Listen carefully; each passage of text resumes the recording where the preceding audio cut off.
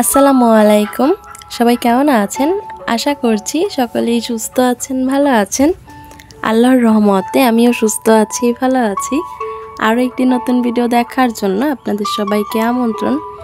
আশা করছি আজকের ভিডিওটি আপনাদের কাছে ভালো লাগবে। Welcome to my channel Adorini diary and blog. আজকে আমি অনেক দিন পরে ভিডিও দিচ্ছি আর ভয়েস ওভারও করছি অনেক দিন পরে, তাই না? আমি ঠিকমতো ভয়েস ওভার করতে পারছি না। আমার এমন মনে হচ্ছে ভুলে গিয়েছি সব কিছু, কীভাবে শুরু করব, কোত্থেকে শুরু করব, সব কিছু উল্টাপাল্টা লাগছে, যেহেতু অনেক দিন একটা গ্যাপ দিয়েছি, যে কারণে এমন হচ্ছে। তো যাই হোক, আমার লাস্ট যে ভিডিওটা ছিল ওটাতে ক্যাপশন আমি এমন দিয়েছিলাম যে আমার সুখের নীড়ে যাওয়ার জন্য প্রস্তুতি নিচ্ছি। আর আমি না আমার সুখের নীড় বলতে এই যে ছোট্ট ঘরটাকেই বুঝিয়েছি। এটা আমার বাবার বাড়ি না, এটা আমার শ্বশুর বাড়ির আমার ঘর, একান্তই আমার। এই যে এই ঘরে যত জিনিস দেখছেন সব কিছুর অধিকার একমাত্র আমার। এইগুলো সব কিছু আমার জিনিস। আমার গত ভিডিওটা দেখে অনেকে মনে করেছেন যে আমি হয়তো আমার বাবার বাড়িতে আসছি।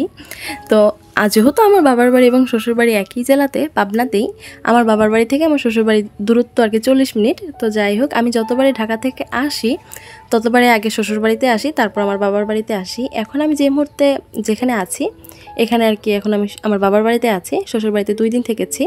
তো তখন আর কোনো ভিডিও টিডিও করা হয়নি। তো এই যে এরকম টুকটাক আর কি ফার্নিচার ক্লিন করছিলাম, এই জন্য আর কি একটু ভিডিও করে রাখছিলাম, যেহেতু আর কি আপনাদের সঙ্গে শেয়ার করতে পারি। আর দেখা যাচ্ছে এই যে আমার শখের ফার্নিচারগুলো এইভাবেই নষ্ট হচ্ছে, কি আর করার আছে, যেহেতু আর কি আমরা এখানে থাকি না, তাই আর কি এইভাবেই পড়ে আছে। যদিও আর কি আমার শাশুড়ি মা মাঝে মাঝে আর কি দরজা জানালা খুলে ঘরটাকে একটু আলো বাতাস আর কি দেন, যেন জিনিসপত্র নষ্ট না হয়।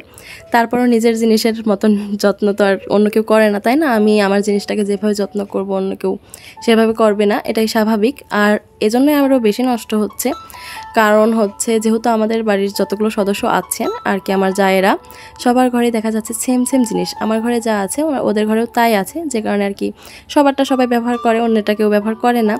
এর জন্য আর কি ব্যবহার করা হচ্ছে না। যদিও আমারটা ওরা ব্যবহার করতো তাহলে হয়তো এতটা খারাপ হতো না, কারণ জিনিসপত্র ব্যবহার না করলে নষ্ট হয় বেশি। তো যেহেতু ওদের আরও বেশি আছে, ওরা যেহেতু এখানে স্থায়ী, আমি স্থায়ী না, তাই আর কি আমি সেরকম কিছু এখানে করতে পারছি না। কারণ করে লাভ কি, যেহেতু এখানে এসে থাকাই হয় না, তাই আর কি করা হয় না। এমনকি এখন যেখানে আর কি থাকি ওখানেও কিছু করা হয় না, একমাত্র টানা হাঁচড়ার ভয়ে। আমার এত পরিমাণে খারাপ লাগে, আমি আপনাদের বলে বোঝাতে পারবো না, যে আমার সব কিছু থাকার পরেও আমি আমার জিনিসগুলো ব্যবহার করতে পারি না মন মতো। এই যে দেখেন আমার আর কি শখের ফার্নিচারগুলো কিভাবে নষ্ট হচ্ছে, আমি যদি আপনাদের সেইভাবে দেখাতে পারতাম তাহলে হয়তো বুঝতে পারতেন।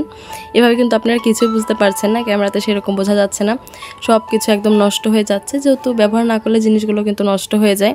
তো আমারও হয়েছে। আর যেহেতু আমি এখানে এসে থাকি না, আমি 2 দিন থেকে ছিলাম, আমরা আসতে আসতে রাত 12টা বেজেছিল। আর দেখা যাচ্ছে যেদিন এসেছি রাত্রে তো 12টায় এসেছি, পরের দিন সারাদিন, আর তারপরের দিন আর কি আমি আমার বাবার বাড়ি চলে এসেছি। এরকম আর কি 2 দিন ওখানে ছিলাম, যে কারণে আর কি ঘরটাকে খুব ভালো করে ডেকোরেশন যে করবো ওই সময়টুকু আমার ছিল না, আমি এইভাবেই জাস্ট ভিডিও করে ফেলেছি।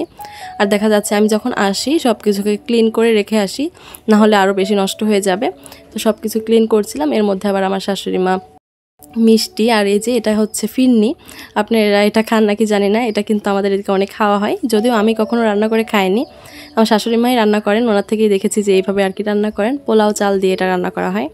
আর দেখা যাচ্ছে চালের রুটি, এটা তো খেয়েছি। তার মধ্যে আমাদের শ্বশুরবাড়িতে কিন্তু কদবেল গাছ আছে 2টা, বিশাল বিশাল কদবেল গাছ, অনেক আগের। তো এখনও তো সেভাবে পাকা লাগেনি, তো আমি এসেছি সেই ইয়েতে মনে হয় পড়লো, তো শাশুড়ি মা এটা এনে দিল, যে বললো যে এটাও খাও। তো খাওয়া দাওয়া করে এই যে দেখেন আমি কিন্তু লাগেজ ভরে জিনিসপত্র নিয়ে এসেছি। এর মধ্যে আবার আর কি আমার আলমিরা থেকে আর কি জিনিসপত্র আরও বের করেছি, এগুলো সব আমার এখানে ছিল, আমি এখানে সব কিছু রেখে যাই, আমি বেশি কিছু নেই না ওখানে। তো এগুলো বের করেছি, এবার কিছু কিছু জিনিস নিয়ে যাব। আর এই যে সুন্দর জায়নামাজটা দেখছেন ছোট্ট, এটা আমার মেয়ের জায়নামাজ আর আমার মেয়ের হেজাব, আমার শ্বশুর শাশুড়ি যখন হজে গিয়েছিল তখন আর কি ওনারা এনে দিয়েছিলেন। আর এই যে এটা হচ্ছে বড় জায়নামাজ, এটা আমাদের।